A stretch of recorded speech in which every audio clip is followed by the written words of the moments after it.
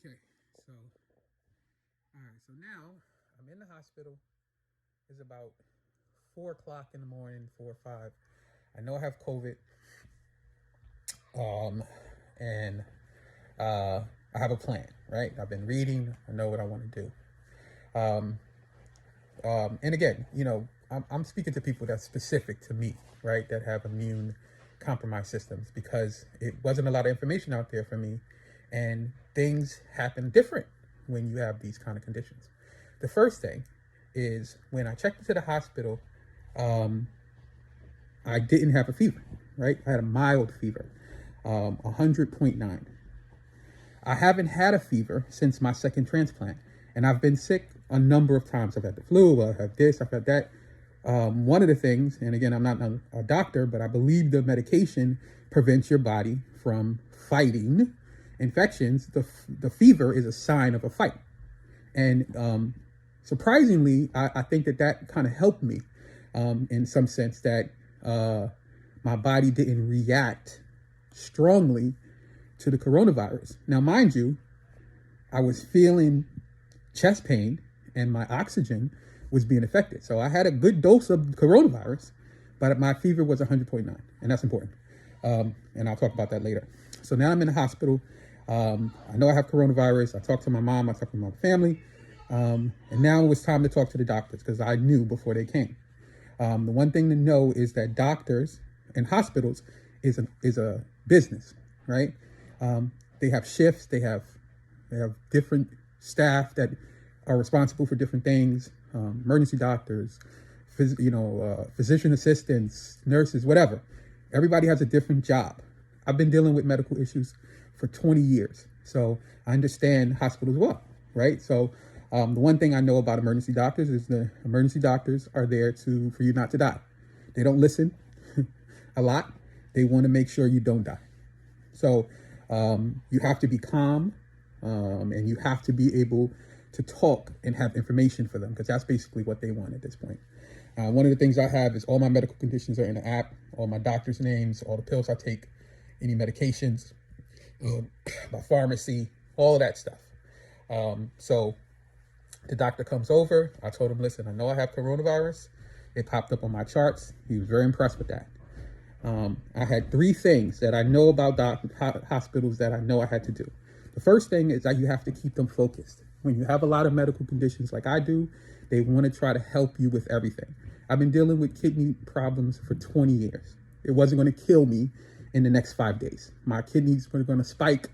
That happens. I know I was going to get admitted because anytime I go to the emergency room and I have anything going on, I was going to get admitted.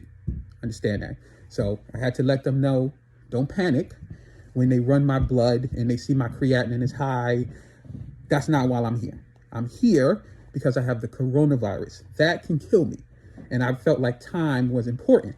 So I wanted them to focus and do the treatment for the coronavirus. The second thing is I knew that they had the antibodies. So I told the first doctor, his name was Dr. Sue, he was going to be my doctor for the day. I knew that, right?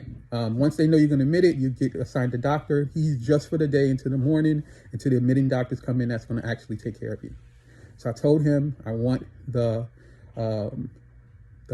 HAB antibodies. That's the one that they had in that particular hospital. One thing that I did realize is that you have to know the medical names of the antibodies because doctors don't know the companies. So the 3 that I knew about was the MAB, Regeneron, and Eli Lilly. I didn't know about Eli Lilly. My sister-in-law, she told me about that one. But they all have medical names that the doctors knew them by. The MAB is the monoclonal, and then I'll get the other 2 names for you in another series. So I told him that. I also told him to focus on the coronavirus. Don't worry about my kidneys. I know my creatinine is high. That's not going to kill me today. Don't try to save my kidney. Don't try to figure out how to bring that down right now. Treat me for the coronavirus. I made that very clear. I said that a couple times. Treat me for the coronavirus. Everything else we will figure out. You can confer with my doctors. I have their names. You can figure out what my baseline is and all that good stuff. So focus on the coronavirus. After I talked, you have to be quiet and you have to let them talk. Let them do their job. It's a business. They work like machines, right? So they have a plan in mind. You tell them what you want. You tell them to write it down because, again, businesses have shifts. So when his shift is over, I don't know if he has something to do after work. I don't know if he's going to have time to talk to the doctor that's coming in or who's covering at night. So I asked him to write it down in the notes that this is what I wanted and this is what I'm telling them. Boom. So now they started with the treatment. Now it's about 6 a.m. They had me sign a consent for plasma antibodies, which is someone who had the coronavirus. They donated blood, they clean it, they give you plasma. So that plasma has an antibody for the coronavirus. It may have other antibodies if they were sick from something else, but it also consists of something with the coronavirus, which is important. And I'll talk more about that at another time. They gave me remdesivir, which is an antiviral. They gave me dexamethasone or something like that, which is a steroid. They also gave me a blood thinner, which was also very important.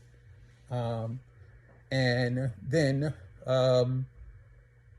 they set me up with a chest x-ray, because one of the other things that I mentioned is when I got in there, I felt like I had pneumonia. I didn't know there was such thing as COVID pneumonia at the time, and I didn't want them to forget about that. So they gave me a chest x-ray, and they gave me an ultrasound to check for blood clots. Because one of the other things I didn't know about the people from coronavirus is, in addition to whatever effects you have, you are prone to clots when you have the coronavirus. So a lot of these people that go home and are feeling okay and then all of a sudden die, it could have been from a clot. I didn't know, but I had high factors for clotting. Now it's about, let's say, 7 or 8 o'clock. I signed my consent for the phosphates. They started that treatment. They started the remdesivir. You get 5 treatments of remdesivir. They gave me the steroids. They gave me the blood thinners. And that was the first day in the hospital. It was by 9 o'clock, 10 o'clock, I was already getting treated for the coronavirus. And I believe that that was very, very important. To, which would hopefully, be a happy ending. But that was day one in the hospital. And I'm going to talk a little bit more about some other things that happened in the hospital that I believe also helped in the next series. Thanks for your support.